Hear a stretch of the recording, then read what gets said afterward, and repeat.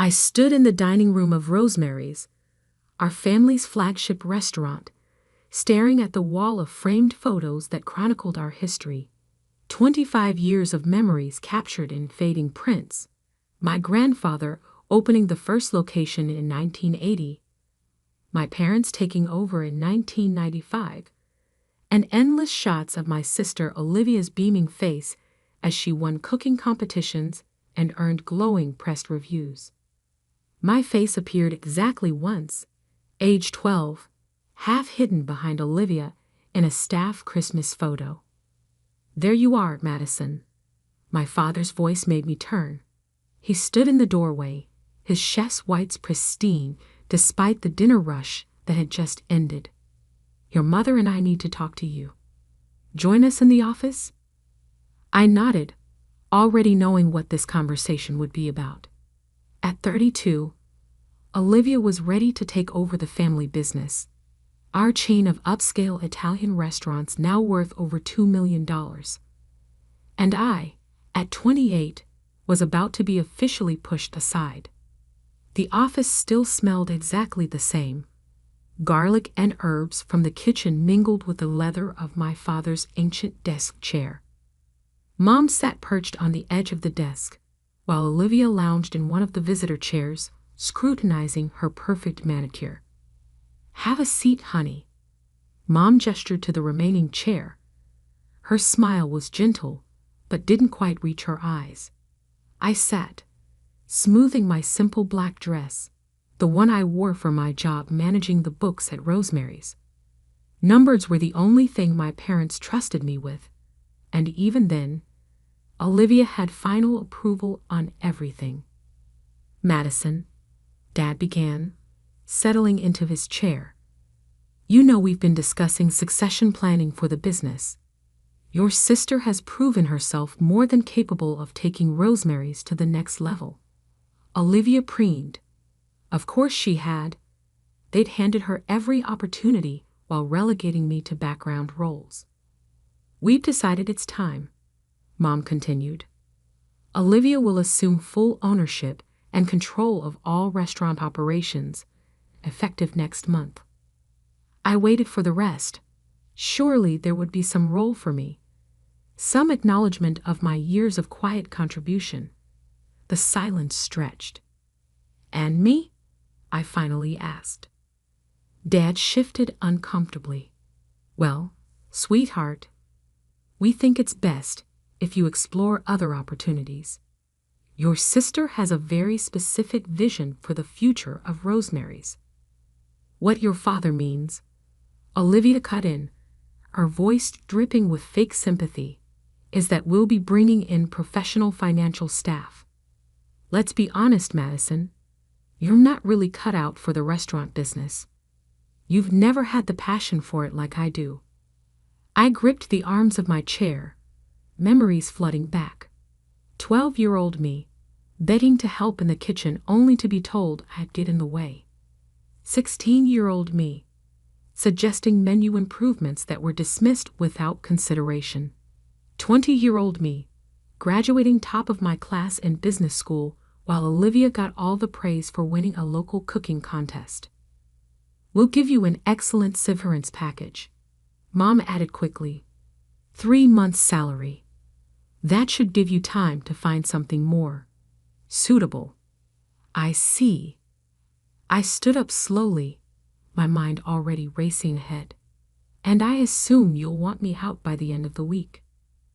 "That would be best," Olivia smiled. "The new financial team starts Monday." I nodded curtly and walked out, ignoring my mother's call of "Madison, wait." Behind me, I heard Olivia's dismissive laugh. "Oh, let her go, Mom. She'll get over it." But I wouldn't get over it. Not this time. That night, I sat in my small apartment, surrounded by spreadsheets and business plans I'd been quietly working on for years. Every time they'd dismissed my ideas, I'd refined them. Every time they'd pushed me aside, I'd strengthened my resolve. They thought I lacked passion.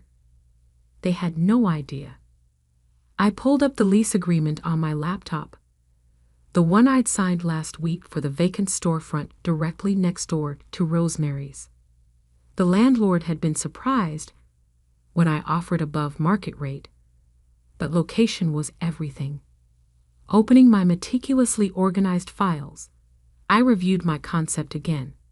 While Rosemary's catered to the dinner crowd with white tablecloths and $40 pasta dishes, I saw an untapped market. Young professionals wanting quality coffee, fresh pastries, and quick but sophisticated lunch options. A modern cafe with Italian influences, but none of the stuffiness. I'd spent years studying customer patterns, noting complaints, and identifying gaps in the local restaurant scene. While Olivia focused on impressing food critics, I'd watched what actually brought in steady profits. My phone buzzed. A text from my best friend Sofia. Just heard what happened. You okay? I smiled grimly and replied, better than okay. Remember that business plan I showed you? It's time. Sophia had been the only person who believed in me from the start. As the head pastry chef at an exclusive hotel downtown, she'd even offered to consult on my menu development. The next morning, I walked into Rosemary's for what would be my last day. The morning prep crew barely looked up as I passed through the kitchen. I'd always been practically invisible here anyway. In my small office, I methodically gathered my personal items while downloading copies of all the financial records I'd legally created. Clearing out already, Olivia appeared in the doorway, a smug smile playing on her lips. I thought you'd at least finish the week. I carefully placed my succulents in a box. No point dragging it out. I'm sure your new team is eager to start. She walked in, running a finger along my desk. You know, I did try to convince Mom and Dad to keep you on in some capacity. Maybe as a hostess. But they agreed you need to find your own path. I bit back a laugh. Classic Olivia. Always making sure to appear generous while twisting the knife. How thoughtful of you.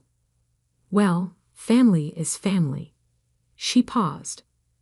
Though I hope you understand you won't be getting any friends and family discounts at the restaurants. It wouldn't be fair to other customers. Don't worry, I said, picking up my box. I won't be eating here anymore. Her smile faltered slightly at my calm tone. She'd expected tears, pleading, anything but this quiet confidence. Good luck with whatever you end up doing, she called after me as I walked out. Maybe accounting? You were always good with numbers. If she noticed me smiling as I left, she probably assumed I was holding back tears. She had no idea. The next few months passed in a blur of activity. While Olivia hogged the local restaurant media spotlight with her bold new vision for Rosemary's, I quietly assembled my team. Sofia agreed to oversee our pastry program while maintaining her hotel job.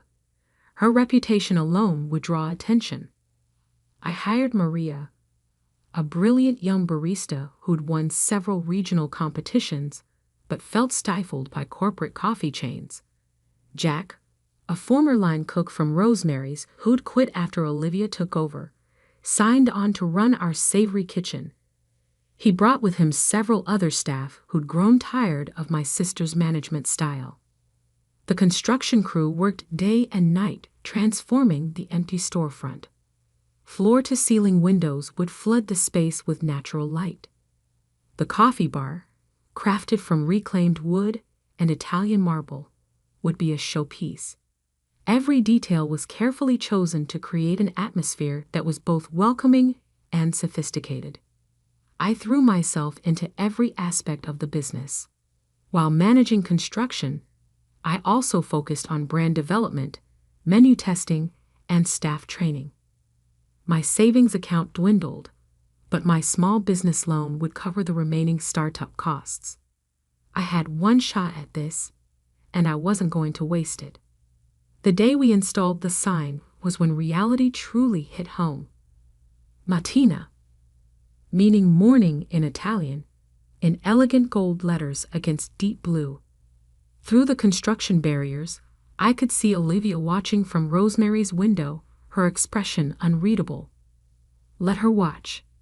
Let them all watch.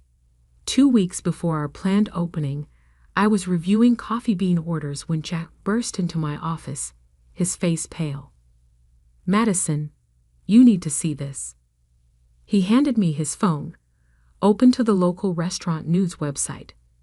The headline made my blood run cold. Rosemary's ANNOUNCE NEUCAFA CEPT Bureau Hingy Beloved Italian Flavors to Breakfast and Lunchy. My hands shook as I read the article. Olivia was launching a cafe menu at all Rosemary's locations. Breakfast pastries, gourmet sandwiches, specialty coffee drinks, nearly identical to what we planned. And they were starting with the flagship location, next door. They must have gotten wind of our concept. Someone had talked, or they'd seen our permit applications, and now they were trying to crush us before we could even open. I looked up to find my entire team watching me anxiously. They'd all taken huge risks to join this venture. Some had quit stable jobs. They believed in my vision, and I couldn't let them down. "Call everyone in," I said, standing up. "Emergency meeting in 20 minutes. As my staff filed into our unfinished dining room, I took a deep breath. This wasn't over. In fact, it was just beginning. My family had underestimated me my entire life, but they'd never seen what I was truly capable of. Time to show them. The emergency team meeting lasted until midnight. Empty coffee cups and discarded ideas littered our makeshift conference table, a piece of plywood balanced on sawhorses. But by the time we finished, we had a plan. They think they can beat us at our own game.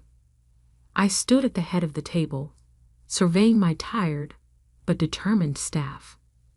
Let them try. We're not just opening a cafe. We're creating something entirely new. Over the next week, we completely revamped our concept.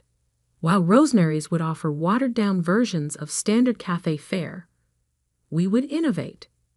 Our pastry chef, Sophia, developed hybrid creations that combined Italian and Asian flavors: matcha tiramisu, yuzu cannoli, black sesame bomboloni. Each item was photographed for our social media campaign, generating buzz before we even opened. Maria, our head barista, designed a coffee program that went beyond typical espresso drinks. She sourced rare beans from small Italian farms and created signature drinks that told a story. The Vesuvius, a volcanic-looking layered espresso drink with chocolate ash, became our Instagram star. But our biggest innovation came from an unexpected source. Jack, our kitchen manager, had been experimenting with rapid cooking techniques that could deliver restaurant-quality meals in cafe timing. "Look at this," he demonstrated, pulling a perfectly cooked pasta dish from a specialized heating unit. 3 minutes from order to plate, and the quality matches any full-service restaurant. We installed a line of these units, allowing us to offer hot, fresh meals in record time.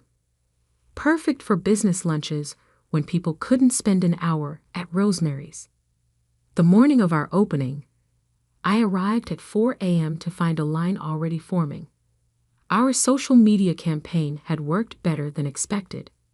The first 100 customers would receive limited edition Matina coffee tumblers, and people wanted them.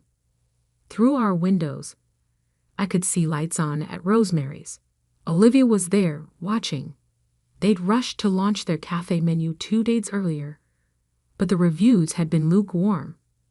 Traditional pastries and basic coffee drinks couldn't compete with what we were about to unveil. At precisely 6 a.m., I unlocked our doors. The space was stunning, modern yet warm, with that reclaimed wood and marble bar as our centerpiece. The aroma of freshly baked pastries and specialty coffee filled the air. "Welcome to Matina," I greeted the first customers, a group of young professionals headed to nearby offices. Their eyes widened as they took in the display case filled with Sophia's creations. "Are those Yuzu cannoli?" One woman pressed her face against the glass. "I saw these on Instagram." By 7 a.m., we had a constant line of 30 people. By noon, we'd sold out of most pastries and had to rush additional batches. Our quick-service pasta dishes were a huge hit with the lunch crowd, many of whom had walked out of Rosemary's when told about their 45-minute wait time. I was expediting orders when I saw them, my parents and Olivia, walking through our doors. They tried to look casual, but I could see them scrutinizing everything: the innovative menu, the efficient service, the full tables, the constant line. Olivia picked up a menu, her perfectly manicured fingernails gripping the recycled paper. "Fast casual Italian fusion." She sniffed. "Hardly authentic." I stepped out from behind the counter, radiating calm confidence. "Can I help you find something? The black sesame bomboloni are our best seller this morning." "Madison," my mother started, then faltered as she looked around the busy cafe. This wasn't the failing business they'd expected to find. My father cleared his throat. "Interesting concept you have here, though I'm not sure it fits with the neighborhood's character." I gestured to our packed dining room. "The neighborhood seems to disagree. Now, if you'll excuse me, we have customers waiting." They left without ordering, but I knew this wasn't over. Olivia's face had that look, the one she got when plotting something. Sure enough, 2 days later, Rosemary's announced they were slashing their breakfast and lunch prices by 30%. "They're trying to undercut us," Jack worried, showing me their new menu. "We can't match those prices and stay profitable." "We don't need to," I assured him. "Quality speaks for itself." I was right. Despite Rosemary's price cuts, our business kept growing. Word spread about our unique offerings and quick service. Food bloggers raved about our fusion pastries. Local offices started ordering catering. We had lines out the door every morning. Then came the call that changed everything. "Ms. Bennett." The voice was crisp, professional. "This is Marcus Chin from Venture Capital Partners. We've been hearing interesting things about Matina. Would you be open to discussing expansion opportunities?" I sat down, my hands shaking slightly. This was it, the chance to grow beyond what my family thought possible. But first, I had to handle a more immediate crisis. Sophia burst into my office, her chef's coat dusted with flour. "Madison, we have a problem. Someone's been trying to poach our staff, offering double salary to work at Rosemary's new cafe division." I smiled grimly. Of course Olivia would try this tactic. Call a staff meeting. Time to let everyone in on phase 2 of our plan. The next morning, I walked into the VC meeting with a detailed expansion proposal, not just for 1 or 2 new locations, but for a complete reimagining of the quick-service dining industry. "Our goal isn't to compete with traditional restaurants," I explained, pointing to my projections. "We're creating a new category entirely. High-end quality with fast casual efficiency. And we can replicate this model anywhere." Marcus leaned forward, intrigued. "And your current location's numbers support this?" I handed him our first quarter financials. His eyebrows rose as he reviewed them. "Very impressive. But I have to ask, what about competition? Particularly from established local restaurants." He was diplomatic, but I knew he meant Rosemary's. "Competition drives innovation," I said confidently. "We've already proven we can succeed against established players. Now we're ready to expand that success. 2 weeks later, I signed the investment deal. $10 million in first-round funding with an aggressive expansion plan. We would open 5 new locations in the next year, each with our signature blend of quality, speed, and innovation. The news hit the local restaurant scene like a bombshell. Olivia's attempts to copy our concept suddenly looked small and derivative. Everyone was talking about the future of dining, and Martina was leading the conversation. Walking into work the morning after the announcement, I found an envelope on my desk. Inside was a note in my mother's handwriting. "Perhaps we should talk, Mom." I tucked the note away without responding. They'd had years to talk, years to see my potential. Now they could watch what happened next. The first new Martina location opened 4 months later in the heart of the financial district. The line on opening day stretched for 3 blocks.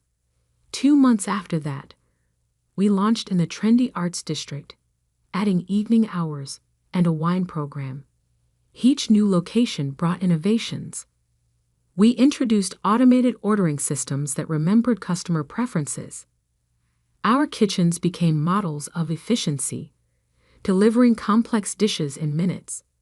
The press started calling us the future of Italian dining. Rosemary's, meanwhile, struggled to keep up. Their attempts to modernize felt forced and confused their traditional customer base. I heard through industry gossip that their profits were dropping. Then came the headline that shook the local restaurant world. Rosemary closes 2 locations. Traditional restaurant chain faces modern dining challenges. Seeing that article, I felt no joy. This hadn't been about destroying my family's business. It was about building something true to my own vision, something that would make a real difference in the industry. That evening, as I was reviewing plans for our 6th location, my office phone rang. The caller ID showed Olivia Bennett. I stared at the phone for a long moment, thinking about everything that had led to this point. Then calmly, I picked up the receiver. "Madison?" Olivia's voice wavered, lacking its usual confidence. "We need to talk." I leaned back in my chair, looking out at the city lights. In the reflection of my office window, I could see the gleaming signs of 3 Martina locations. "I'm listening." "Can we meet? In person?" She paused. "Please, it's important." An hour later, I sat across from Olivia at a neutral location, an upscale bar downtown. She looked different, somehow smaller.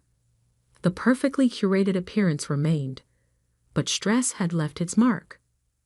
"We're losing everything," she said without preamble, staring into her untouched wine. "Rosemary's is failing. 2 locations closed, and the others are barely breaking even. The banks are threatening to call our loans." I took a measured sip of my drink. "I'm aware of your situation." "Of course you are." She laughed bitterly. "You probably knew before we did. You always were better with numbers." "What do you want, Olivia?" She straightened, composing herself. "We want to propose a merger. Rosemary's and Martina. Combined resources, shared expertise." We cold. "No." The word came out sharp and final. "You haven't even heard the terms." "I don't need to." I set my glass down carefully. "Martina is valued at $50 million, Olivia. We're opening our 15th location next month, with 30 more planned for next year. We don't need Rosemary's resources or expertise. We're still family," she whispered. "Are we? When was the last time you treated me like family?" She flinched. "I know we make mistakes." "Mistakes?" I cut in. "You systematically pushed me aside for years. You took every opportunity to belittle me, to remind me." I wasn't good enough. When you forced me out, you didn't even have the decency to be honest about it. You wrapped it in fake concern and condescension. I was wrong, she said quietly. We all were. Watching what you've built. It's extraordinary, Madison. You've revolutionized the entire industry while we were clinging to outdated traditions. I studied her face, searching for the manipulation I'd grown so accustomed to seeing. But for once, my sister seemed genuine. Here's what I'll offer, I said finally. Not a merger. Matina remains independent, but I'll buy the original Rosemary's location, the one grandfather built. I'll keep the name and some signature dishes, but modernize the concept. A single high-end dinner venue to complement our fast casual empire. And the other locations? Close them. They're not viable anymore. Use the sale proceeds to pay off your debts. After that, if you're interested, we might discuss a position at Matina. Entry level. No special treatment. You'd have to earn any advancement. Her eyes widened. You'd really give me a chance? After everything? Everyone deserves a chance to prove themselves. I had to build mine from nothing. You'll at least have a foundation. 2 days later, I sat in my parents' living room, reviewing the sales contract for Rosemary's. My father kept shaking his head, staring at the purchase price. All these years, he murmured. We never saw. You saw what you wanted to see, I replied, initialing another page. You decided early on that Olivia was the successful one, the one with potential. You never bothered to look deeper. My mother dabbed at her eyes with a tissue. Can you ever forgive us? I paused, considering the question. I'm not angry anymore. Building Matina taught me something important. Success isn't about proving others wrong. It's about proving yourself right. The acquisition of Rosemary's flagship location made headlines in the restaurant industry. But the bigger story came 3 months later, when Matina announced our nationwide expansion plan. 100 locations across the country, plus our first international ventures in London and Tokyo. The day we opened the reimagined Rosemary's, I stood in that same dining room where the family photos hung. The wall had been redesigned, now telling a different story. Photos of grandfather still held pride of place, but alongside them were images of Matina's journey. My journey. Olivia, now 6 months into her role managing quality control for our pastry program, joined me. I heard Tokyo's opening beat all projections, she said, and London's already got a waiting list for franchises. I nodded. The Dubai team flies in next week to discuss Middle East expansion. She shook her head in amazement. A global empire built from a tiny cafe next door. You know what the irony is? If we hadn't tried to copy your concept that first day, if we just let you do your thing, Rosemary's might have survived. Maybe, but then I might not have pushed so hard to innovate. Sometimes our biggest challenges lead to our greatest successes. Later that night, after the last customers had left and the staff had gone home, I sat alone in my office reviewing expansion plans. On my desk sat a small plaque, given to me that morning by my team. It read, Madison Bennett, founder and CEO, Matina International, from a single door to a worldwide welcome. I picked up the plaque, running my fingers over the engraved words. Success wasn't just about the money, the locations, or even proving my family wrong. It was about staying true to your vision, even when no one else could see it. My phone buzzed. Photos from the Tokyo location's soft opening. The lines stretched for blocks, just like that first morning next door to Rosemary's. But now, the crowds weren't just waiting for coffee and pastries. They were waiting to be part of something revolutionary. I opened my laptop to review the latest innovation proposals from our R&D team. We were exploring AI-driven ordering systems, sustainable sourcing initiatives, and revolutionary kitchen automation. The $50 million empire was just the beginning. The sun was rising by the time I finally left the office. I passed the original Matina location, now a historical landmark in our company's story. The sign still glowed warmly in the early morning light, welcoming another day of possibilities. My family had given me nothing, believing I'd amount to nothing, but they taught me the most valuable lesson of all. The only limits that matter are the ones you accept for yourself. Standing there in the growing light, I smiled.